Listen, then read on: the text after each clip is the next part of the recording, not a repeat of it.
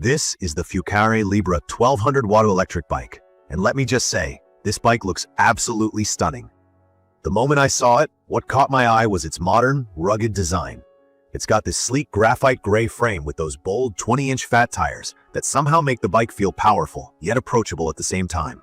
The fat tires are chunky, but in a good way. It looks like it's ready to tackle just about anything. The step-through aluminum frame is practical and has a cool industrial vibe. That triangular support design not only looks neat, but also feels solid and reliable. It's not only about aesthetics, though. The design carries a functionality that makes every feature feel intentional.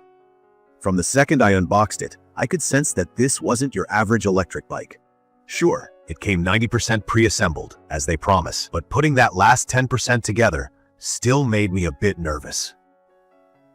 I'm not exactly someone who works on bikes every day, so I was relieved when the included manual was straightforward and came with visuals to guide me through the process.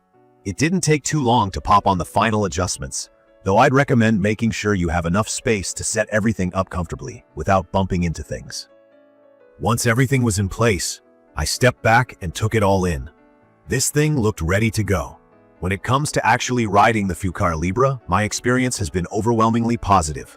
The first thing I noticed was the power. With a 750-watt motor and a 1200-watt peak, this bike doesn't hold back. It really comes alive when you hit the throttle, or if you prefer, pedal assist. Climbing hills that would previously leave me exhausted is now almost effortless. The bike picks up speed smoothly, and before I knew it, I was cruising at 32 miles per hour without even breaking a sweat. What stood out to me was how quickly the bike reacts. The acceleration feels totally natural, not jerky or forced, which is really nice for someone who values comfort like I do. The full suspension system also plays a big role here. Between the hydraulic front suspension, rear spring coil shock, and the shock-absorbing seat, the ride feels incredibly refined.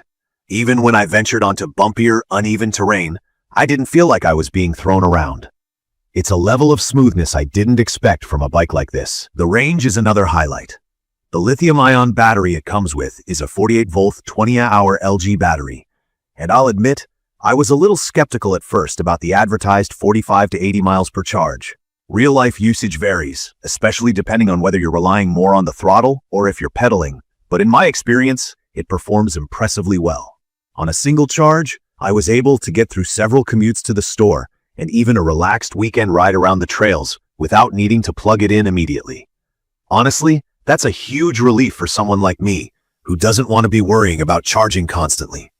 I do want to note that charging it back to full takes a few hours, so you may want to plan for that.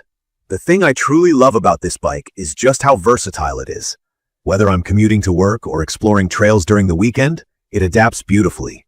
I've also used the rear cargo rack a few times to carry some light groceries, which made me realize how practical it is. But the weight capacity of 400 pounds means you could bring along much more, or even a passenger if you wanted to.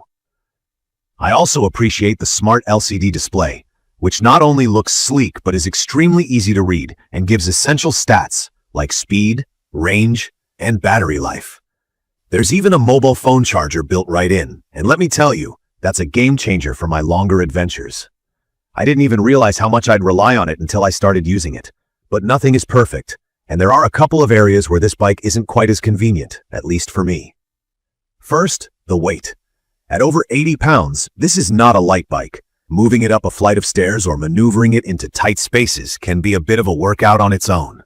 I wouldn't say it's unreasonable given the battery, fat tires, and robust frame, but it's something to think about if portability is a priority for you. Another small hassle is the maintenance.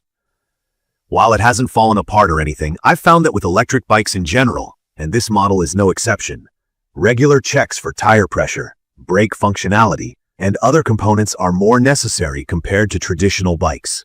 It's not a deal breaker for me personally, but it's one of those extra homework things you'll want to keep in mind. In conclusion, owning the Fucare Libra 1200W electric bike has been a rewarding experience.